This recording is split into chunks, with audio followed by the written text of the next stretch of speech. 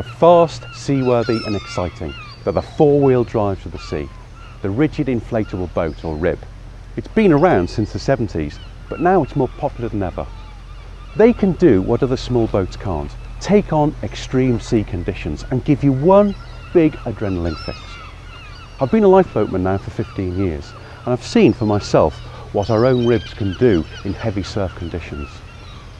In this programme, we're going to meet a group of R.I.B.sters who are pushing their boats to the limits and who really know what it's like to drive their boats in the rough.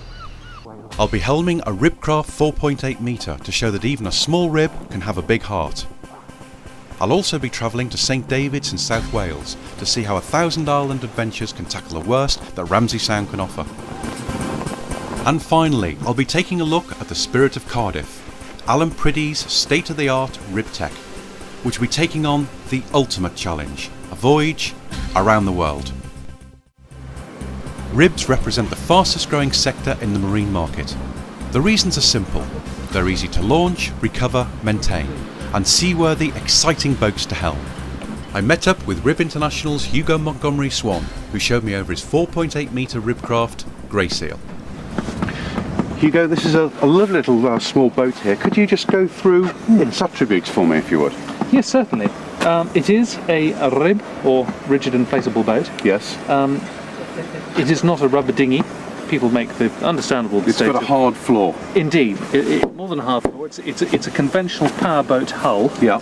So it's got what we call a deep V hull, high performance hull, all made out of fiberglass. Yeah. And the only inflatable part of the boat are these rubber tubes, the sponsons or collar, which give it enormous lateral stability. So what you're adding to a conventional powerboat is this life-saving ring. It acts as a shock absorber, a stabilizer, and in very extreme conditions it then starts to work as a means of extra buoyancy for the boat.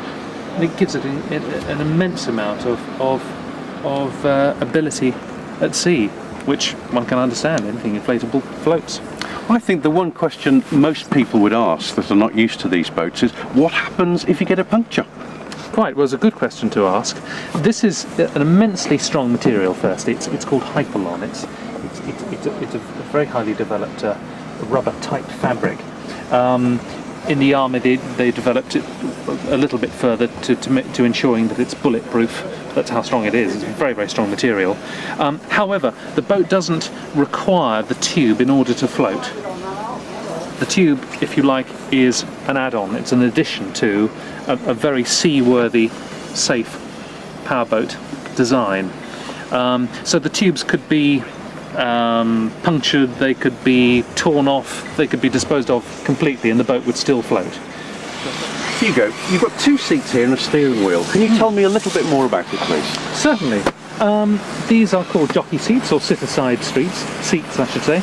They are probably the best form of seat on a boat like this, because you can take the ride on your legs, your knees, or you can adopt a sitting position, whichever you prefer. Everything's nicely to hand. That's the beauty of a R.I.B. And just let me show you.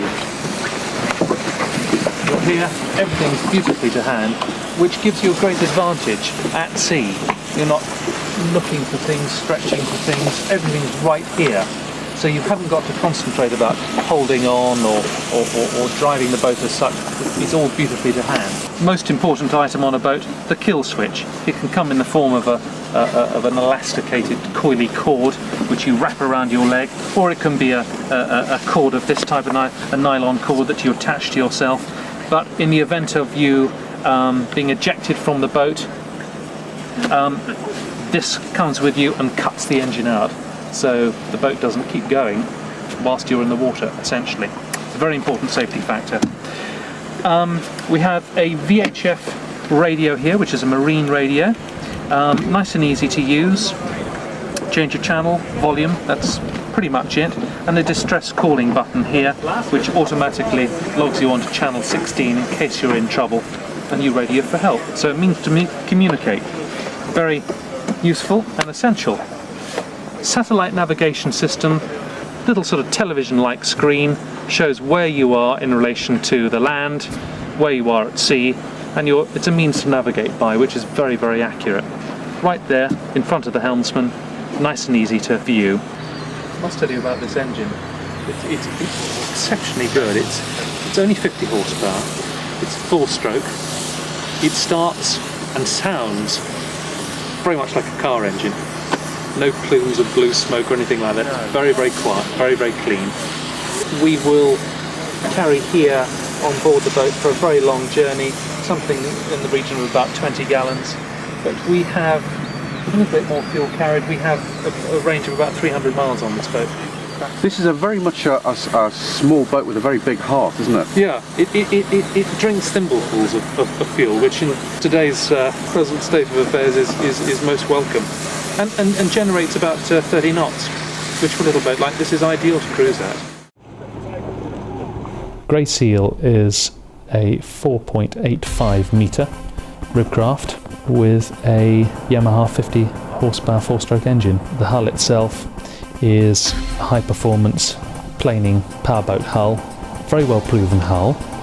Grey Seal was essentially built for the circumnavigation of Scotland. It proved itself to be a very good long distance craft, much to the surprise I think of many. We turned up with this little thing towed behind a very moderate family car, and everybody sort of turned their eyebrows up at us when they saw us. But it completed the course as well as any other boat, and we encountered a variety of conditions, as you can imagine. It has a cruising range of about 220 miles for the tanks that we were carrying then. One of the great beauties of ribs is their shallow draft. In other words, you don't have a great amount of hull in the water, and this enables you to take them in close inshore, very close inshore.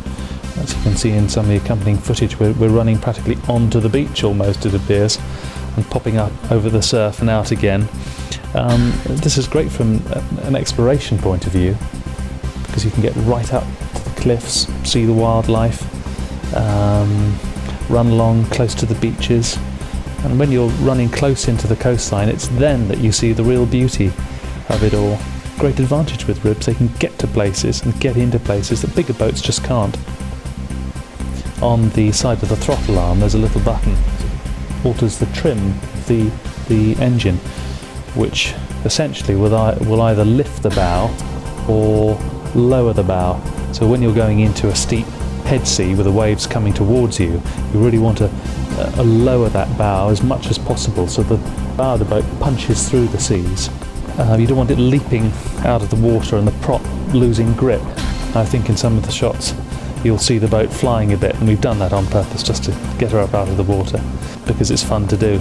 But in a serious sea way, you really want the boat in the water, sticking to the water.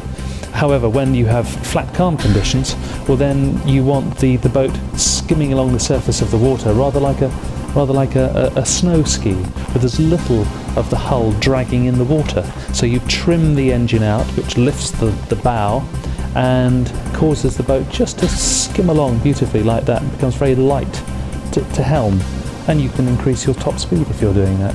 So there's quite a little art to reading the sea, to getting the boat and the engine performing just as it should in different sea conditions.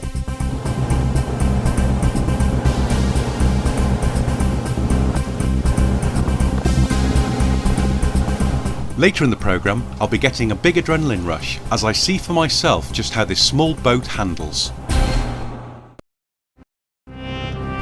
It's June 1997 and a team of 4 British ribsters embark upon an epic high-latitude transatlantic adventure.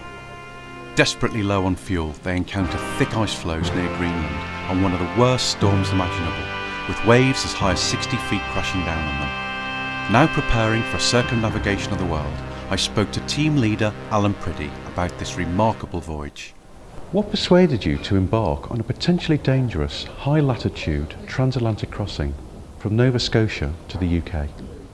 Well, it was bizarre because we'd already circumnavigated Scotland and England and Ireland, and we were actually on a train on the way up to the boat show, a London boat show. And we were just generally talking, and we said, what should we do next? And I don't know who it was. Someone said, let's cross the Atlantic. So we literally got off the train and we went into Pronto Print, and we knocked up a quick press release complete with spelling mistakes, presented it to the press office at Earl's Court, and then we just started receiving phone calls. So we thought, well, let's look at this a little bit more serious. So that's how it came about. The Spirit of Portsmouth was a 7.5 metre RIB-Tech inflatable, rigid inflatable. It was of standard commercial design. It was nothing special. It was just a stock boat that we had owned for some 2 years previous, that we thought, yeah, this boat can cross the Atlantic.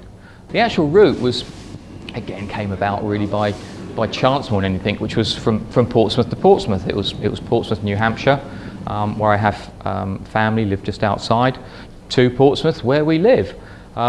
We shipped the boat out to New York and then on to Portsmouth, flew out, met the boat, commissioned it, and then left from New Hampshire to Sydney in Nova Scotia, some 550 miles.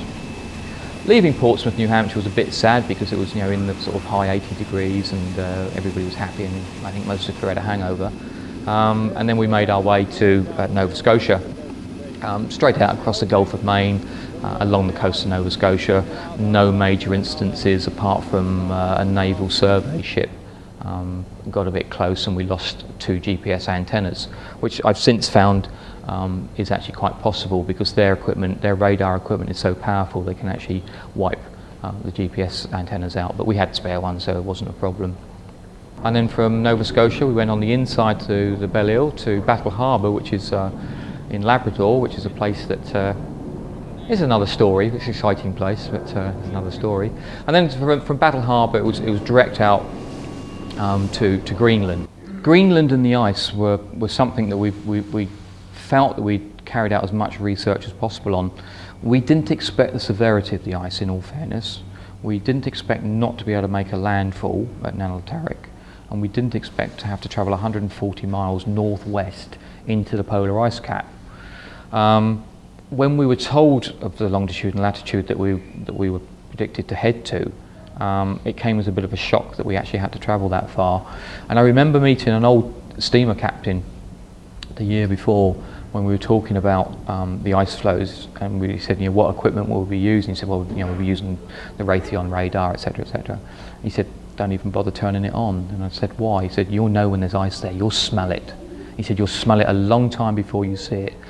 And it's true, you do. You might not see the little bergy bits in the water, but you know when it's going to start to go wrong, because the ozone changes to an indescribable smell, and fear sets in. You think, what is that?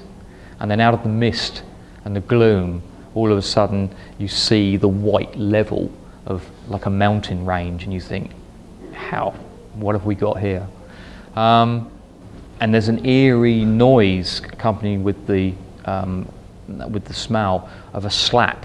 All you hear is slap, slap, slap, where the icebergs are just floating up and down. Our first iceberg was predicted within 200 metres by the Ice Advisory Commission from Nova Scotia, and we actually did go to it. And all our research indicated that we shouldn't have anything to do with icebergs. They're very dangerous, they're volatile. We just couldn't help it. As much as it was below freezing, it was just mind-blowing. And I think somewhere there's a video of us actually circling the iceberg. And the heat of the engine was enough to actually displace the imbalance of the ice, and the iceberg actually broke in half. And the iceberg was substantial, it was the size of a small house. Greenland, slightly different, because we couldn't make our landfall where we'd made telephone friends, so we ended up in the commando base in Groenland. And there's a few suspicions. They didn't know what we were doing there, they didn't know why we would even be there, and they took all our communication equipment off of us, and for all intensive purposes put us in solitary confinement for some 12 hours until they actually did their homework. And once they found out we were just genuine people, they were fine. And we were waiting for a weather window for the ice flows to melt back out, because that year was obscure in as much as the ice normally comes down to the Gulf Stream and melts, but this year it moved down and then turned back round and shut the entire peninsula of Greenland off. Now, Greenland is a continent, or it's an island the size of Europe. So when I say it's the peninsula, it's huge, and we were 140 miles away from where we intended to be. From Greenland to Iceland was a tough trip. again picking through the ice floes. The Commander-in-Chief of the naval base gave us some really good advice, which was to keep the ice on our left-hand side and the sea on our right, which seemed good advice. But what actually happened is we actually drove into a 70-mile deep ice field. So it was like crossing the English Channel, only to find out that you had to come back again. And then we had to come all the way back out, and then we went 50 miles south to clear the ice cap. So by the time we got to our original turning waypoint, we knew that we didn't have enough fuel to get to Iceland. And we couldn't go back because the ice had closed in. So we actually elected to go on towards Iceland, knowing that the largest fishing fleet in the world operates out of there, and we can knock on a door and say, can we have some fuel? What actually happened was a bad storm came up, which laid us down for 12 hours on that one, but in that 12 hours it blew us 60 miles in the right direction, so that was a real bonus. But again, when you get cold and tired, you forget everything you know, and you know that fishermen don't go to sea when a storm's up, so there wasn't any fishing boats out there. I think the biggest sea was definitely up in the Arctic Ocean, coming from Iceland to our predicted leg was to Bangor in Northern Ireland. And it was quite magical because we had a good weather report, absolutely excellent weather forecast. And we saw a double rainbow, which resembled a McDonald's merchandising emblem. We thought, oh, that's really, really nice. And within half an hour, we were in 50, 60-foot seas. And we couldn't go forwards, we couldn't go backwards, there was nowhere we could go. So what we did was actually fill the boat with water to lower the boat down to a very low centre of buoyancy. And we just lie on the bottom of the boat for 18 hours until the storm blew through. But that was quite horrifying, to actually lie on the bottom of the boat with huge seas crashing around you, and the wind roaring, literally roaring, and every 7th or 9th wave is the largest one, but you can't see it coming. You only hear it. You only hear it coming. And it's like a jet engine, and they get wet because it's actually left the top of the water and it's starting to come down. I would say that was it has to be the worst conditions, because it was longer than anything we'd experienced before as well. But eventually we did manage to find a trawler, and Vic unfortunately wasn't in the best of health at that stage, so we elected to actually lift the boat out of the water onto the deck of the trawler, and we actually went fishing with them for some 24 hours, which was quite good. Very limited stay in Iceland. As I said, major storm up in the southern Arctic Ocean. Made great friends in Northern Ireland. We're still friends now. We go there every year, and we have a cult following in Northern Ireland, which is it's great. It's fantastic, and I can recommend anybody to take their rib to Northern Ireland because they'll be greeted with open arms. From Northern Ireland to Weymouth should have been a straightforward run, apart from the fact that we didn't have any navigational aids at that point. So we adopted the let's head south syndrome, keeping lights of Ireland on one side, picking up a leading light from the Isle of Man after some 6 or 7 hours, and knowing full well that if we continue to travel south and turn a little bit left occasionally, we would bump into Land's End or thereabouts, Scillies at the worst. And we actually came up on the long ships within, right on target. That was a great feeling because that was the first day the wind stopped blowing. We had had head seas the entire journey, with the exception of the last day, or the penultimate day. And then into Weymouth, again, thousands of people there because word had got out that we died, and it's amazing when you're dead, people want to come and see you, which is quite bizarre. And then what's really led us into a quick hop of some 60 miles back to the Solent, and it's interesting on some of the runs that we've just done. For example, Gibraltar, Monaco, 773 miles. You say it's the next waypoint, 400 miles. You think, oh well, only 400 miles. Whereas 10 years ago, you say, 10 miles, can I go 10 miles? And then after you've done the 10 miles, 20 miles, can I do the next 20 miles? It's a long way. And I think that there are a lot of people that we've demonstrated to, even though we've never met them, and we hope we do at some time, that by what we do, have said, we can do that. They've done it, we can do it. And that's what we want. And I think that 1999's Round Britain really highlighted that when we had 28 entries that just wanted to cruise around the British Isles. And it was fantastic for them because it wasn't a race, but everybody was a winner because the people that got back on time or back and got the certificate and the crystal trophy knew that they'd done something quite amazing. And that's what the rigid inflatable has done for the leisure industry. It is still the fastest growing sector in the world, without question. Later, I'll be taking a guided tour of the rib that Alan and his team will be circumnavigating the globe in.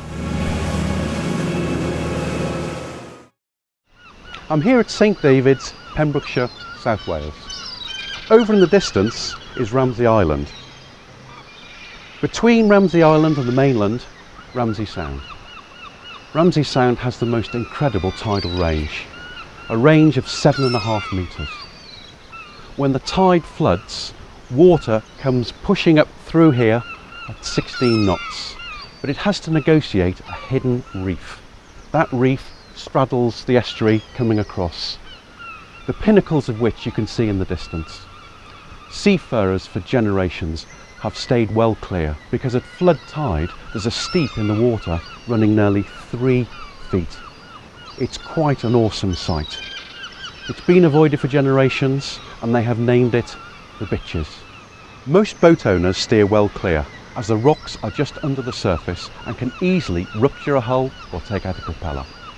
But I'm about to meet a man who takes people on those rocks for a living and gives them a ride of their life. His name, Sean White.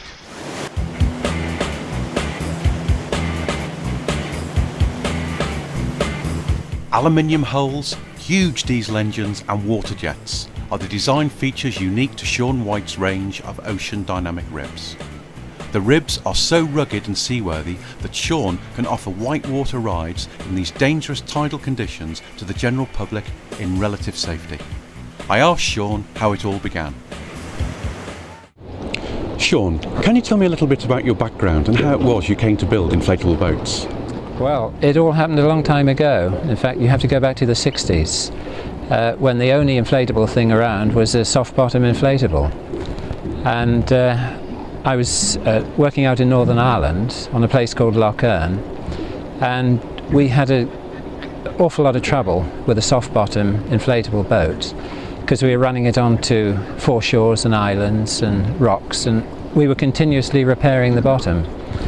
So what we did was put a sheet of plywood on the bottom, a very temporary thing, and that was a vast improvement on the soft bottom boat, and it evolved really from that point.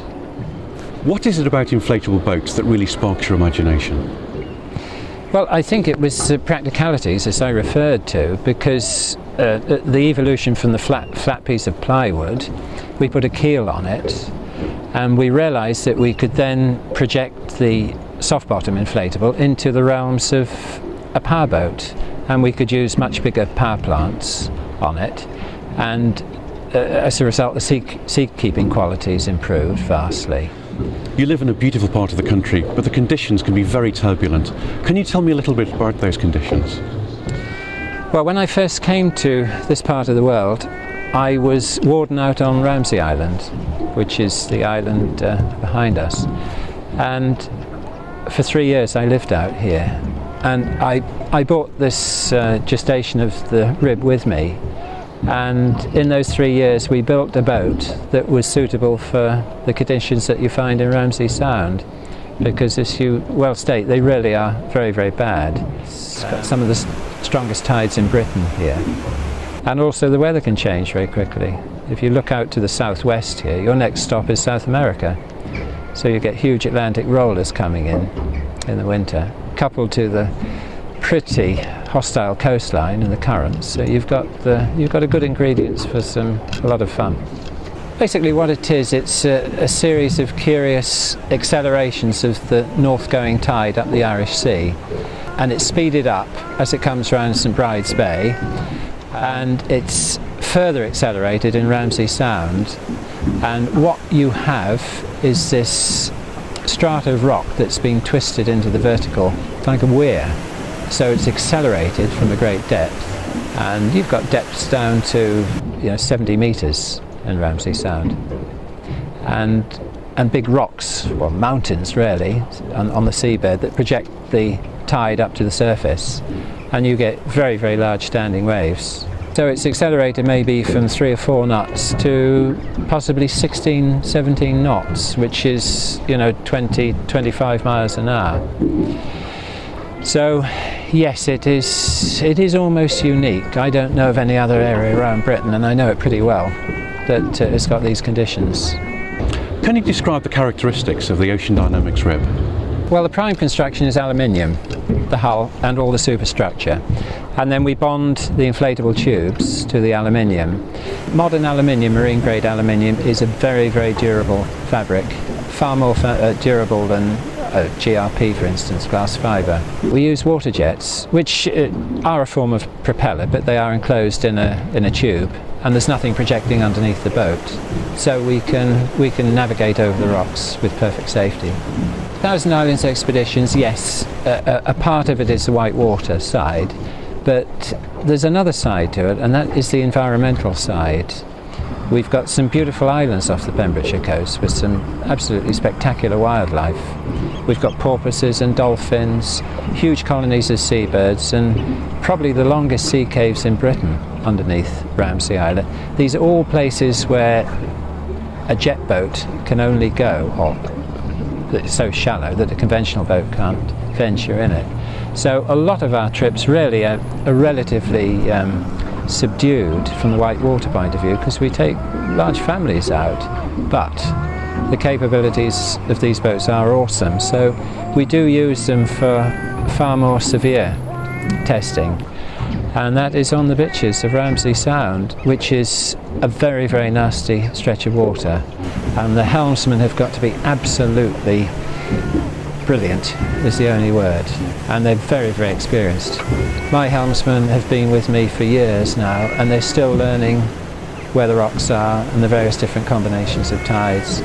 We get people who think they know what they're doing out here, and they don't. And we have the St David's Lifeboat Station very close to us now, and it's often needed for people who get it wrong. It is not a nice area, this. I couldn't wait to have a go.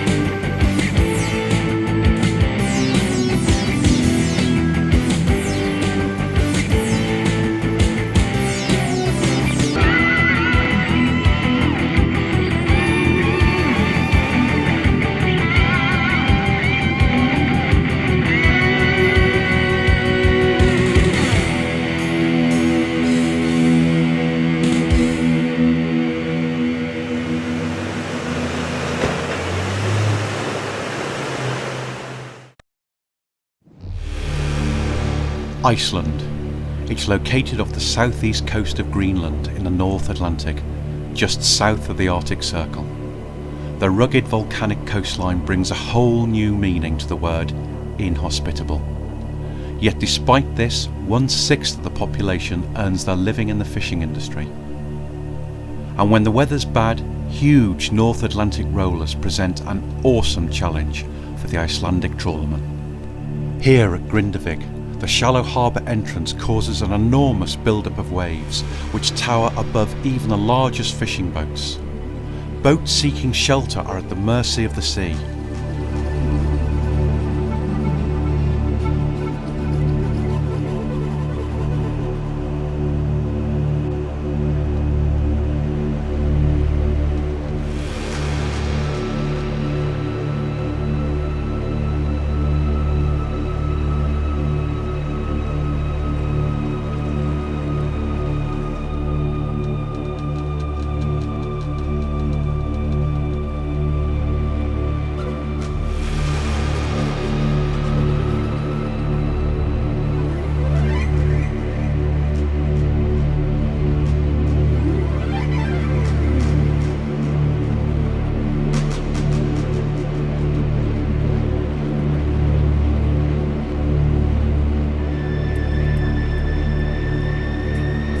This was one of the lucky boats to have made it in such atrocious conditions. But every few years a storm of even greater severity strikes, and boats caught out have been swept across this volcanic landscape and deposited hundreds of yards from the water's edge. The Icelandic Rescue Service has developed a unique selection of vehicles for their specialist needs. This 6-wheel drive has been designed to negotiate the lava fields and reach casualties when seaborne rescues prove impossible.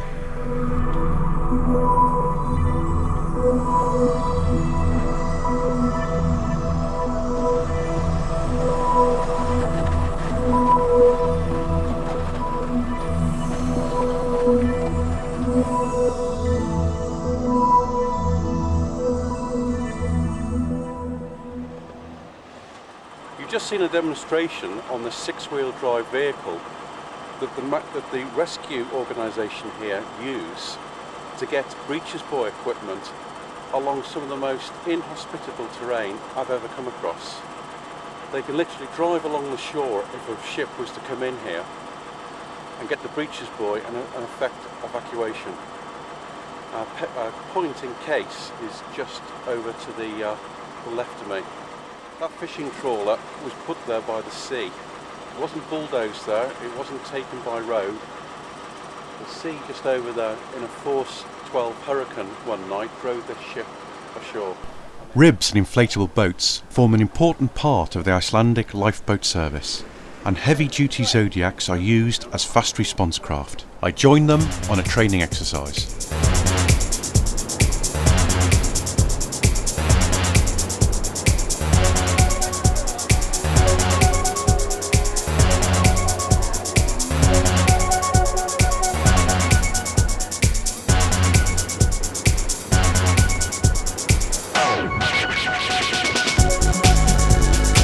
The larger steel lifeboats have a movable transom and unique system of rollers which enable inflatable boats to literally drive up onto the deck.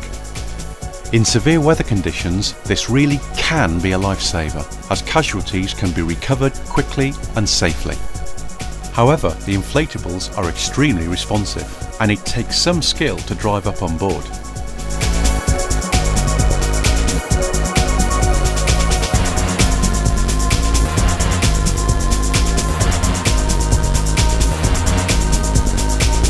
Some helmsmen prefer to nudge the bow onto the rollers and let the winchman pull them aboard.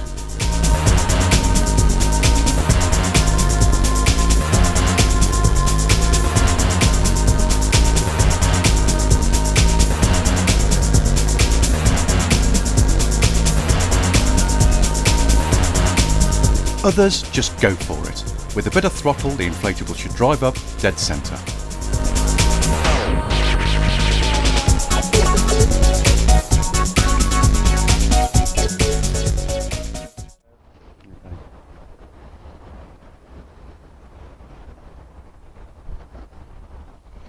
You may well think I'm in Scandinavia. Northern Canada? The moon? Well, I'm actually in Cardiff, a city which has invested money in the cause of ribbing, with its involvement in the extraordinary rib, Spirit of Cardiff.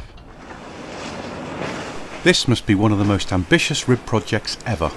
A 25,000-mile circumnavigation of the globe in one of the world's largest ribs, a 10-metre rib tech. And it's that man again, Alan Priddy. For several years, Alan's been preparing meticulously for this challenge, building the most state-of-the-art rib ever designed. Not only can it cruise at 35 knots, but it can take on the biggest seas in the world with its unique self-righting wheelhouse. The journey will pass through 26 countries in 50 days. I spoke to Alan about his epic challenge. We're in the wheelhouse of Spirit of Cardiff, and with me is Alan Priddy. Alan, you're best known by all rib enthusiasts for your long distance rib racing and your cruising, and especially your transatlantic voyage. Can you just tell me how you got involved in ribbing in the first place?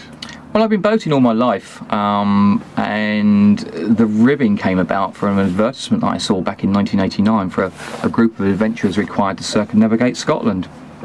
Made a few inquiries, liked what we read about, liked what we heard, so we bought a little 15-foot boat and went all the way around Scotland, and that was it. It became a bug and a drug, I suppose. When you establish what you can do in a small boat and prepare for the journey that you're going to undertake, you can go anywhere in the world, which obviously we proved with the Atlantic trip. Everybody said that was impossible to do, but we did it, and it wasn't only the fact we did it, we actually crossed the finishing line on time as well.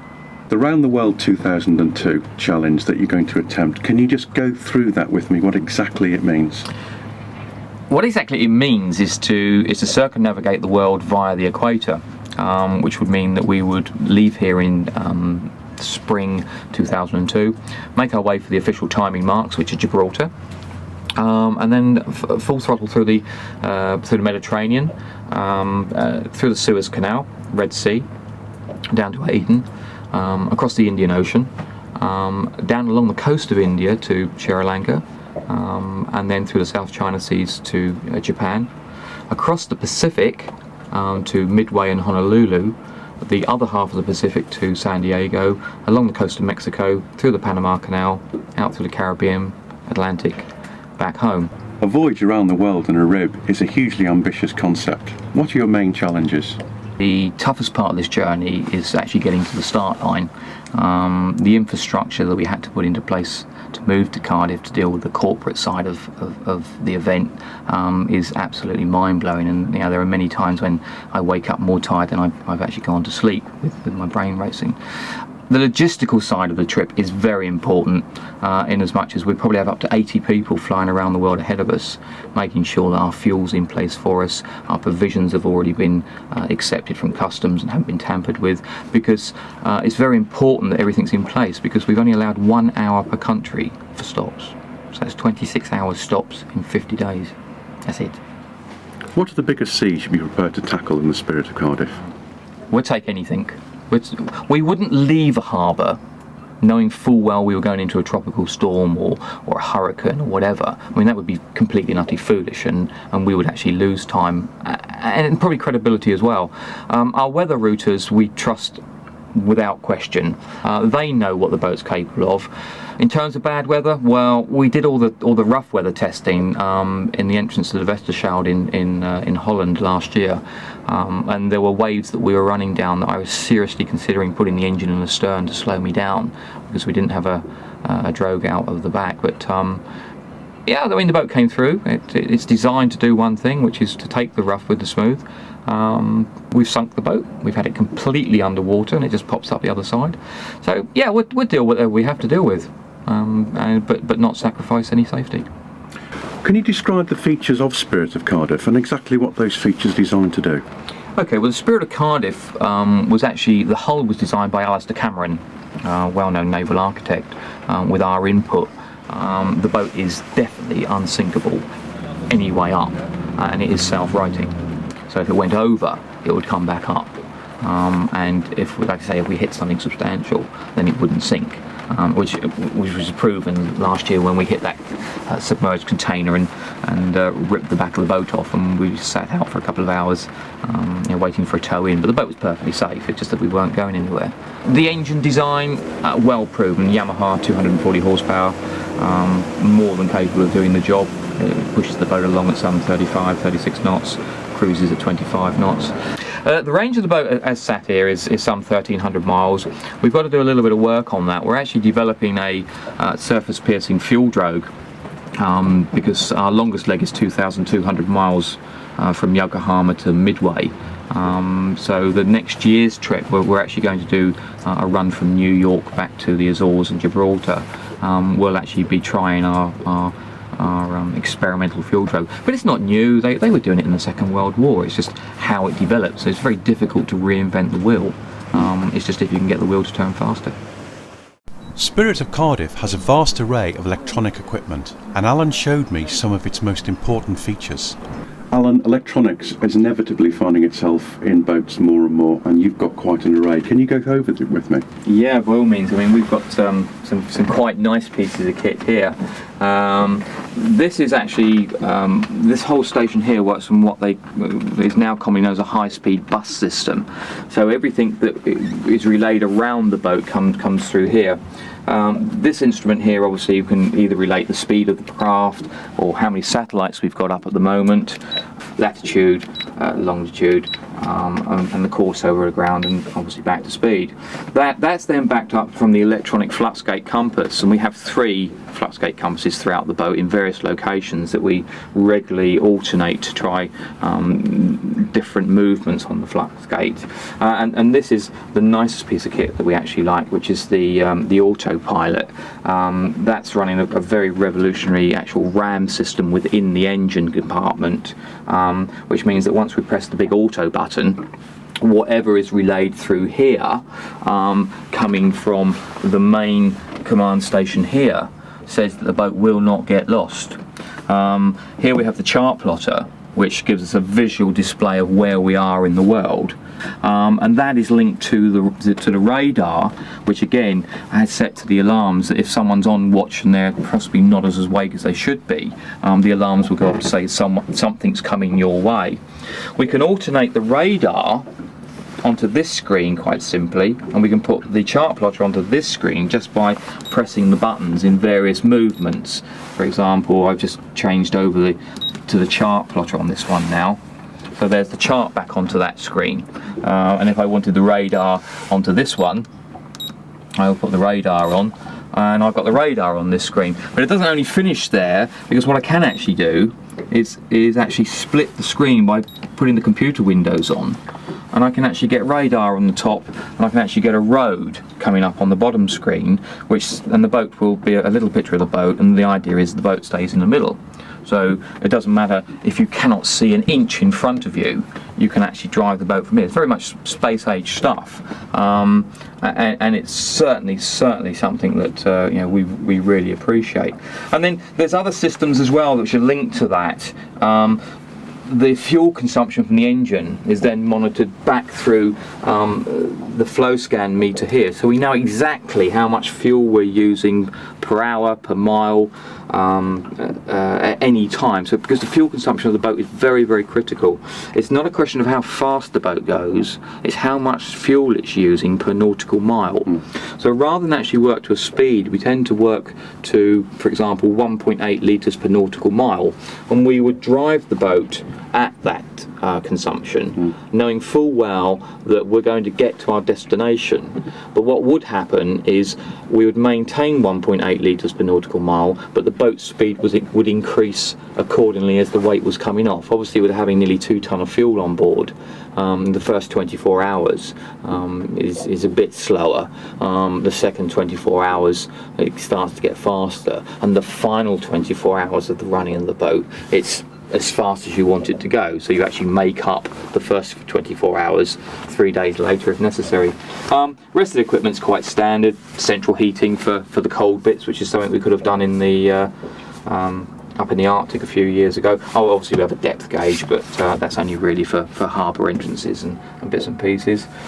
And the good old compass, of course. I mean, at the end of the day, electronics are fantastic, absolutely wonderful, all fed from the high orbit satellites, but somebody can still pull the plug and the shilling can go out. So the good old compass, north, south, east and west, we all know how to navigate. This just makes our life easier and more accurate. Alan's shown himself to be a true pioneer when it comes to pushing the frontiers of long-distance rib cruising. We wish Alan, Steve Lloyd, Jan Falkowski and Clive Tully the very best of success for their record-breaking voyage. It was the moment I'd been waiting for, my chance to helm the 4.8 metre Ribcraft Grey Seal. It may be small, but as you can see for yourself, it's great fun to helm.